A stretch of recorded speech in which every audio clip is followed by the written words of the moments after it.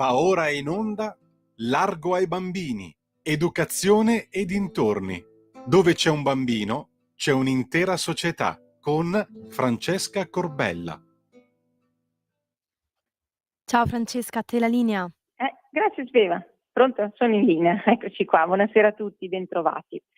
Allora, i dirigenti scolastici di tutta Italia hanno ricevuto una nota protocollare del 28 aprile scorso a firma del Ministro dell'Istruzione e del Merito, professore Valditara, concernente l'assegnazione delle verifiche in classe ai bambini e ai ragazzi e dei compiti da svolgere a casa. Questo è un annoso problema. Adesso andiamo verso la fine dell'anno scolastico e i professori vanno a subissare ai ragazzi di verifiche, a volte anche 2 o 3 nell'arco di una mattina. E idem come sopra per i compiti da svolgere a casa, i compiti a casa. No? Il ministro Valditara ribadisce quindi in questa circolare quanto si afferma in un decreto del Presidente della Repubblica, lo cito, il 275 del 99, ribadisce che i docenti hanno ampi spazi decisionali in merito alla definizione della didattica, dell'attività di valutazione, quindi della somministrazione delle verifiche, ma ritiene opportuno raccomandare che la programmazione delle verifiche da svolgere in classe, così come l'assegnazione dei compiti e delle attività di studio da svolgere a casa, debbano essere accuratamente pianificate da ciascun insegnante, tenendo conto di una valutazione, o meglio valutando quanto già eventualmente definito dagli altri docenti del team o del consiglio di classe. La cosa va vista in equipe, evitando così che siano consegnati sul registro elettronico magari in serata per l'indomani i compiti a scuola, perché questo succede puntualmente, alla sera alle 8 il professore nel registro elettronico digita per domani da page a page. È assurdo, i ragazzi non ce la possono fare.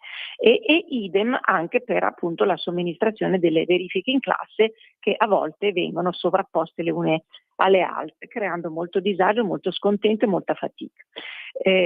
Questa modalità di coordinamento all'interno dell'equipe evita proprio il rischio di concentrare le attività di verifica in classe e quelle personali di studio in un'unica giornata, in un'unica serata, eccetera. A volte i ragazzi tirano mezzanotte per studiare proprio in rincorsa all'ultimo momento la poesia e via dicendo.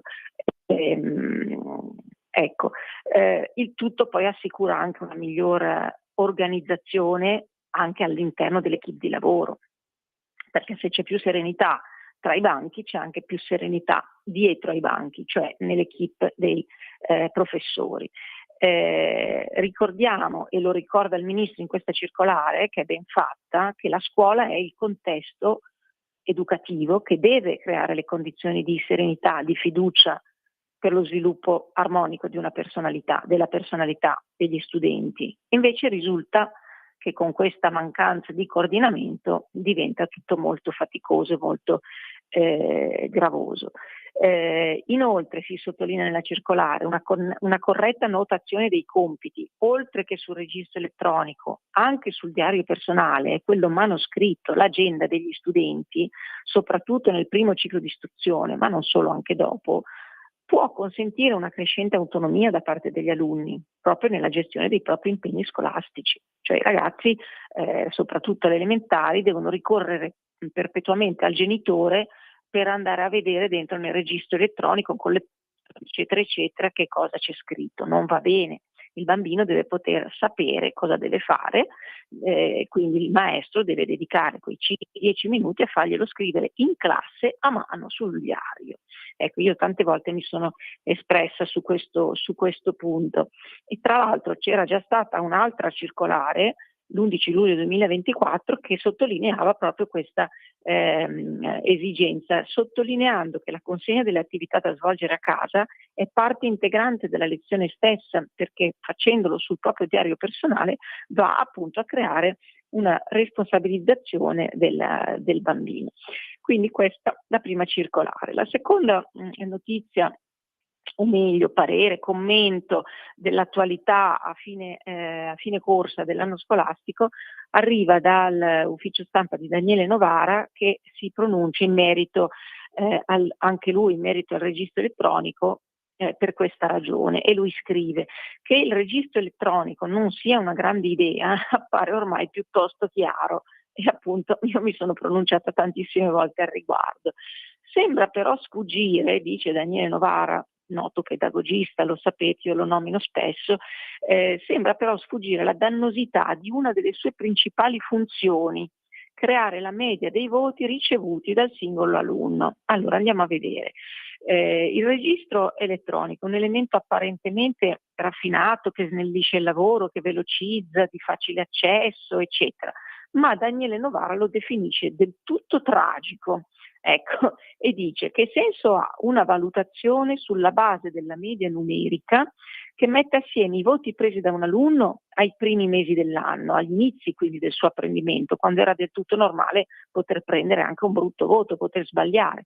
E lui dice: se la scuola funziona, è proprio qui il punto: gli alunni migliorano progressivamente, in quanto la scuola è proprio quella comunità dove si fa per imparare, ossia per passare da uno stato di ignoranza a uno stato di apprendimento. Se invece la scuola basa la sua valutazione sugli errori compiuti, con i famosi 5 meno meno, dagli alunni, non solo perde la sua funzione educativa, ma addirittura diventa controproducente, perché diventa punitiva. Ritengo che dare i voti sulla base della media matematica, che include i voti bassi ricevuti durante i primi mesi di frequenza, rappresenti una vera e propria violazione del diritto dei bambini e dei ragazzi ad avere una valutazione giusta. Occorre enfatizzare non la media, ma il progresso, il percorso compiuto, perché l'ultima valutazione acquisita significa il percorso compiuto di un alunno. Se invece io vado ad abbassare quest'ultima valutazione prendendo e mediando con i primi voti, allora faccio un errore clamoroso. La media matematica è una delle peggiori pratiche inerziali e arcaiche della scuola tradizionale, cioè produce proprio esclusione e io aggiungo anche frustrazione.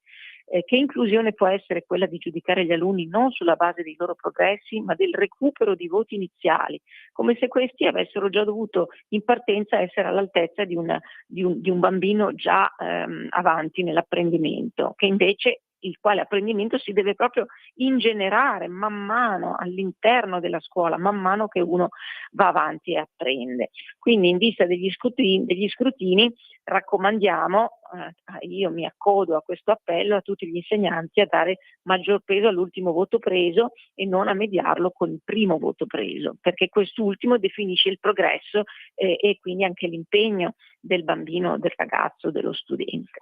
Bene, cambiamo radicalmente argomento e raccontiamo una delle tante storie. Io spesse volte mi avete sentito parlare di questo argomento perché tengo a che se ne servi la memoria, perché le sofferenze si rimuovono facilmente, si rimuovono in fretta perché non abbiamo voglia di continuare a rimembrare soffrendone. Invece tener memoria è fondamentale proprio per non ripetere gli errori. Allora, la notizia è: assolto il medico che curava i pazienti Covid contravvenendo a tachipirina e vigile attesa.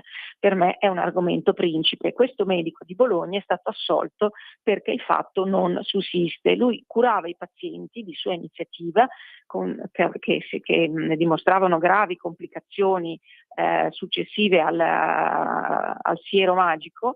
E che questi pazienti, cosa succedeva? Venivano tout court licenziati con una pacca sulla spalla e la prescrizione del ministro Speranza della tachipirina e vigile attesa, niente meno che dal proprio medico di base. Quindi questi, abbandonati a se stessi e disperati, in più malati, si sono recati in diversi da questo medico bolognese.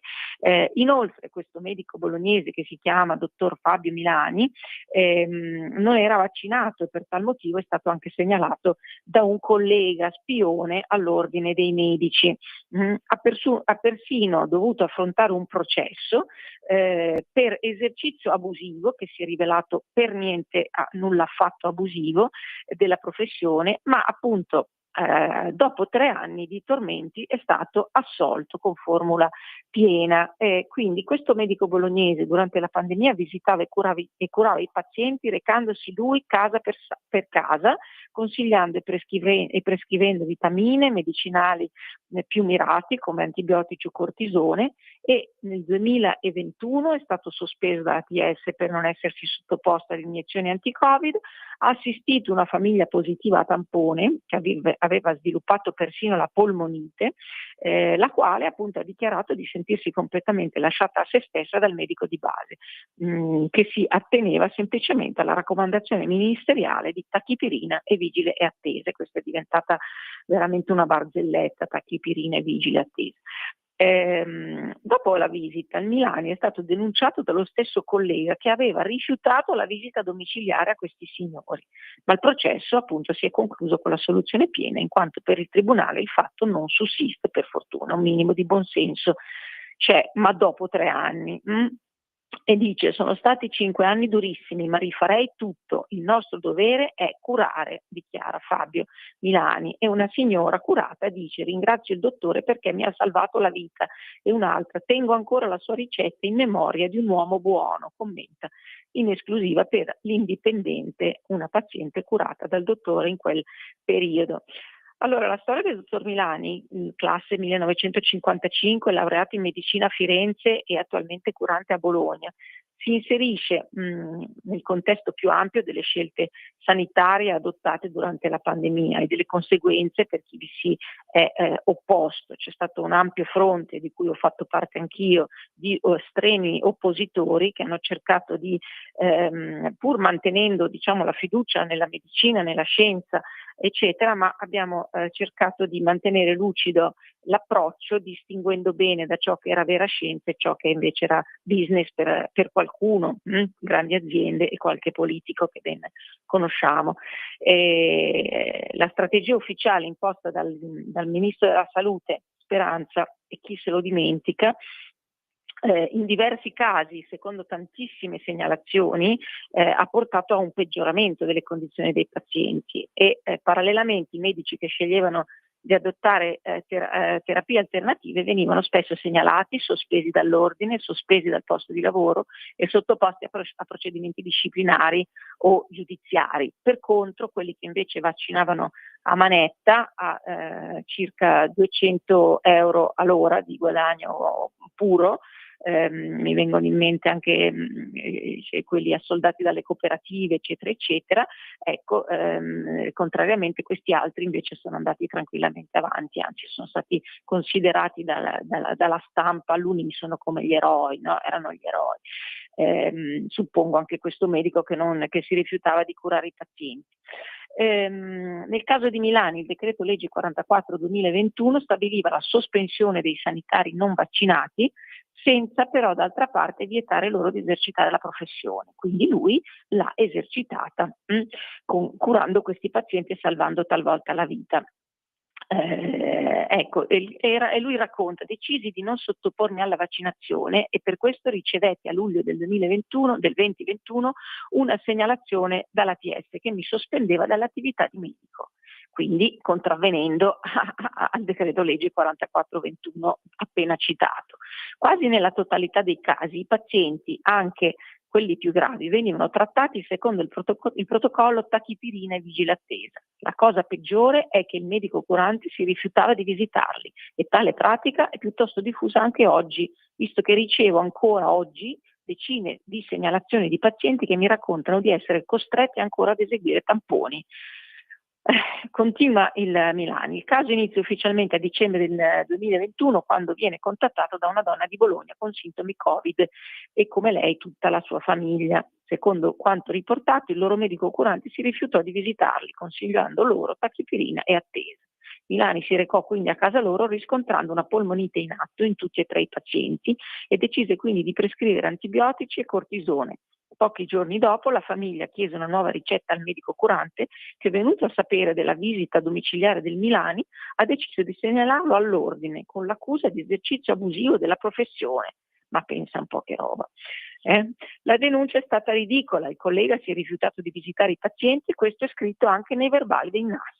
All'ennesima richiesta di aiuto ha risposto che non sarebbe andato a visitarli neanche morto, Per questo ho deciso di aiutarli. Il collega si è documentato sulla mia presunta sospensione su Google e non sull'ordine dei medici, dove si leggeva che ero ancora perfettamente in regola, ha spiegato Milani, commentando anche così il comportamento dei medici di base in quel periodo. Si sono comportati in maniera assolutamente antiscientifica e contro il giuramento che tutti noi del settore abbiamo fatto, il giuramento di Ippocrate. È inspiegabile il fatto di consigliare come unico metodo di contrasto tachipirina e vigile attesa e vaccini che ancora non conoscevamo sufficientemente, vaccini tra virgolette. C'erano 3 categorie di medici, quelli che non avevano per niente studiato, quelli che hanno seguito i soldi e quelli che volevano evitare ritorsioni dall'ordine dei medici. In tutti i casi non possono essere chiamati medici. Conclude così in modo amaro il nostro medico bolognese assolto per non aver commesso il fatto.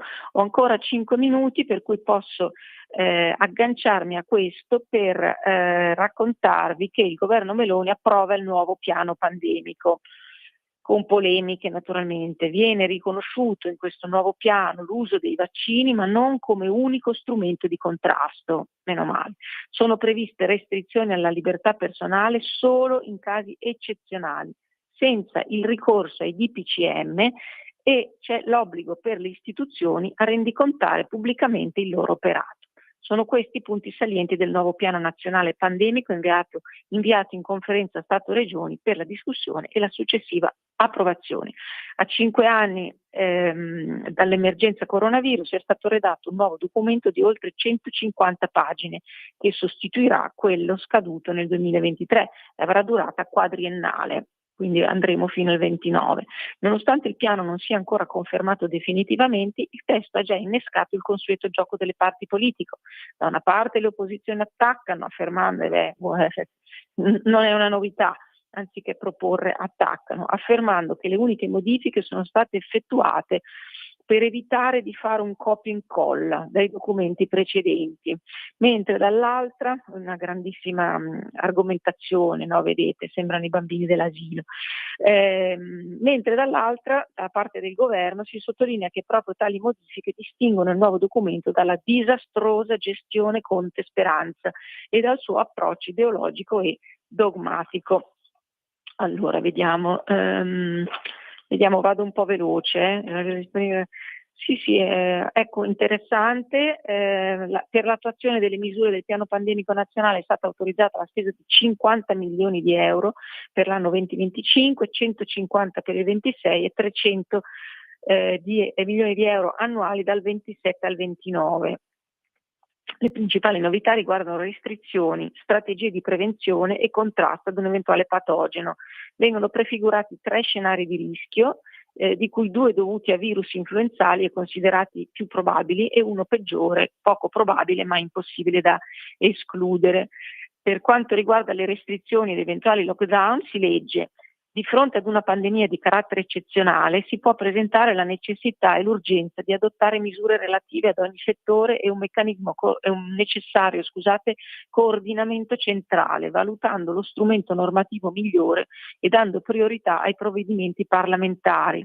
Quindi questa è una novità molto importante, è escluso quindi l'utilizzo dei DPCM, quindi atti amministrativi, per l'adozione di ogni misura che possa essere coercitiva della libertà personale o compressiva dei diritti civili e sociali.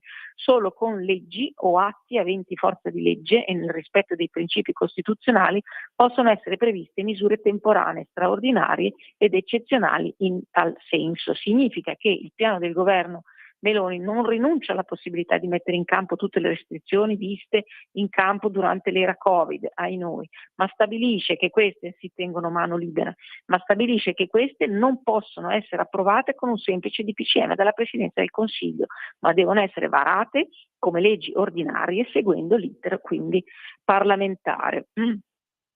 Salvo un provvedimento d'urgenza come decreto legge, ecco, quindi che può essere approvato solo dal governo in via eccezionale. Però diciamo che si pongono dei limiti e si aggiungono dei tempi di riflessione, perché vi ricordate, no, le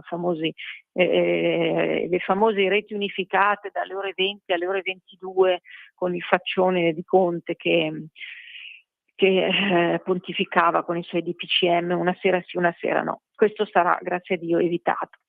Inoltre altre novità riguardano il tema della vaccinazione e della comunicazione, anche questo è importante. Si legge che i vaccini approvati e sperimentati risultano misure preventive efficaci, contraddistinte da un rapporto rischio-beneficio significativamente favorevole, cioè devono risultare aventi un rapporto rischio-beneficio significativamente favorevole, che vuol dire studiarci un attimino sopra.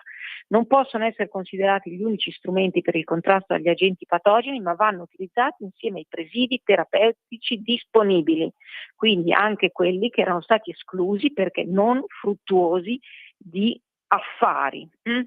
E ne abbiamo visti diversi. Il tutto con una campagna di informazione che dovrà astenersi dall'usare toni drammatici che potrebbero generare discriminazioni e stigma sociale.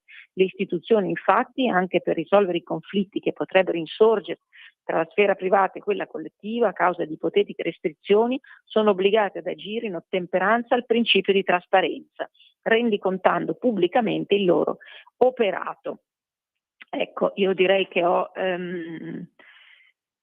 direi che posso fermarmi qua, anche se la cosa è lunga, perché vi ho dato un'idea generale di un approccio più critico, di un approccio più sensibile. Poi tutto è teorico, tutto andrà valutato, vagliato e regolato sulla base dei fatti reali.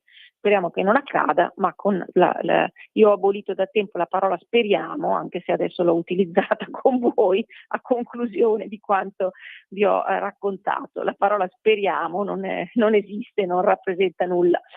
Bene, con ciò vi saluto, vi ringrazio e vi do appuntamento a giovedì prossimo. Avete ascoltato Largo ai bambini,